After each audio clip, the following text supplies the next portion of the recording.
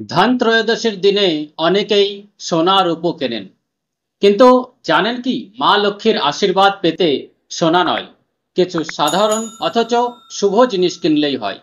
শাস্ত্রে বলা হয়েছে যত্র লক্ষ্মী তত্র শুদ্ধি, যত্র শুদ্ধি তত্র সিদ্ধি, অর্থাৎ যেখানে শুদ্ধতা সেখানেই লক্ষ্মীর বসতি।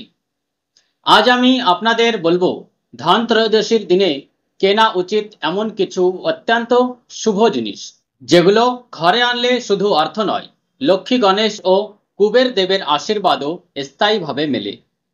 ভিডিওটা শেষ পর্যন্ত দেখুন, কারণ শেষে আমি বলবো এক গোপন তান্ত্রিক উপায়, যা করলে দরিদ্রতা চিরতরে দূর হয়। হিন্দু পঞ্জিকা অনুযায়ী কার্তিক মাসের কৃষ্ণপক্ষের ত্রয়োদশী তিথিতে পালিত হয় ধন ত্রয়োদশী। এই দিনটি অর্থ, স্বাস্থ্য ও সমৃদ্ধির প্রতীক। পুরাণ মতে সমুদ্র মন্থনের সময় এই দিনেই ভগবান ধন্বন্তরীর অমৃতের কলস নিয়ে আবির্ভূত হয়েছিলেন, তাই এই তিথিকে বলা হয় ধন ত্রয়োদশী। এই দিনে ভক্তরা পুজো করেন মা লক্ষ্মী, ভগবান গণেশ, কুবের দেবতা ও ভগবান ধন্বন্তরীর। রাতে যমরাজের উদ্দেশ্যে প্রদীপ জ্বালানো হয়, যাকে বলা হয় যমদীপ দান। বিশ্বাস করা হয় এতে অকাল মৃত্যুর ভয় দূর হয় ও পারিবারিক শান্তি বৃদ্ধি হয়। ধনত্রয়োদশীতে কেনাকাটা কেবল রীতি নয়, এটি আসলে শক্তির ভারসাম্য রক্ষার এক উপায়।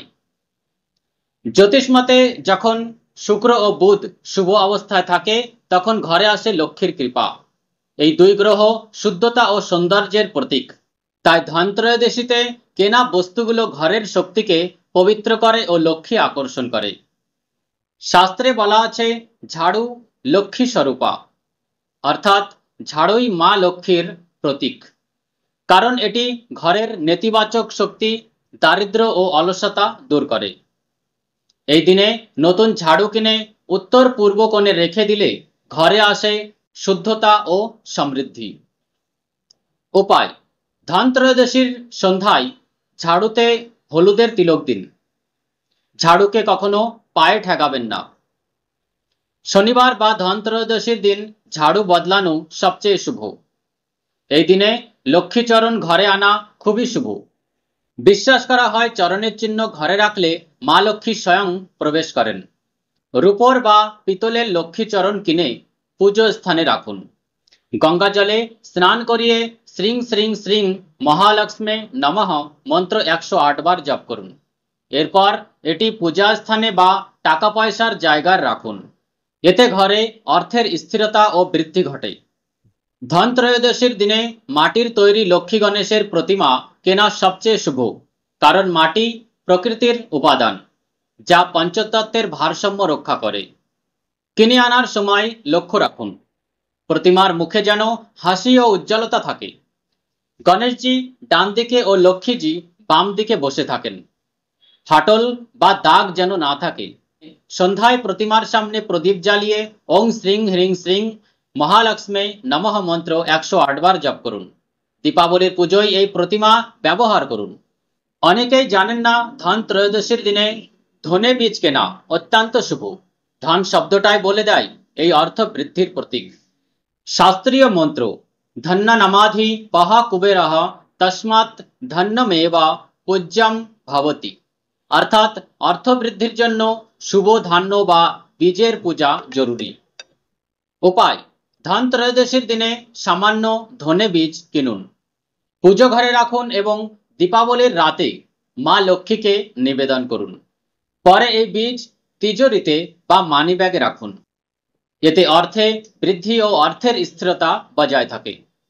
এই রাতে যমরাজের উদ্দেশ্যে প্রদীপ জ্বালানো হয়, যাকে বলা হয় যমদীপ। এটি ঘরের বাইরে দক্ষিণ দিকে রাখা উচিত। উপায়: সরষের তেলে 4 বাতি যুক্ত প্রদীপ জ্বালান। মন্ত্র পাঠ করুন মৃত্যুনা দ্বন্দ্ব পানিনা যমেন স হেতবে দীপনাম প্রচ্ছাদামি ত্রয়াম মম সর্বদা। বিশ্বাস করা হয় এতে দুর্ঘটনা, অকাল মৃত্যু ও অশুভ শক্তির প্রভাব দূর হয়। রাতে 11টার পর ঘরের উত্তর দিকে ঘিয়ের প্রদীপ জ্বালান। এর সামনে বসে 21 বার জপ করুন ওম শ্রীং হ্রিং শ্রীং মহালক্ষ্মী নমঃ। এরপর 1 টাকা এবং 1 হলুদ কড়ি প্রদীপের সামনে রেখে প্রণাম করুন। পরদিন সেই কড়িটি মানিব্যাগ বা তিজোরিতে রাখলে বছরভর অর্থ স্থিরতা ও সমৃদ্ধি বজায় থাকে। বন্ধুগণ, ধনত্রয়োদশী কেবল কেনাকাটার দিন নয়, এটি আত্মিক শুদ্ধতা ও শক্তির নবীনীকরণের দিন। এই দিনে আপনি যদি বিশ্বাস ও ভক্তির সঙ্গে এই ছোট ছোট জিনিসগুলো পালন করেন, যেমন ঝাড়ু, লক্ষ্মীচরণ, মাটির প্রতিমা ও ধনে বীজ কিনে আনেন, তবে নিশ্চিতভাবে মা লক্ষ্মীর আশীর্বাদ আপনার ঘরে স্থায়ী হবে। জয় মা লক্ষ্মী, জয় শ্রী গণেশ। প্রভাত শাস্ত্রীর পক্ষ থেকে আপনাদের সবাইকে শুভ ধনত্রয়োদশী।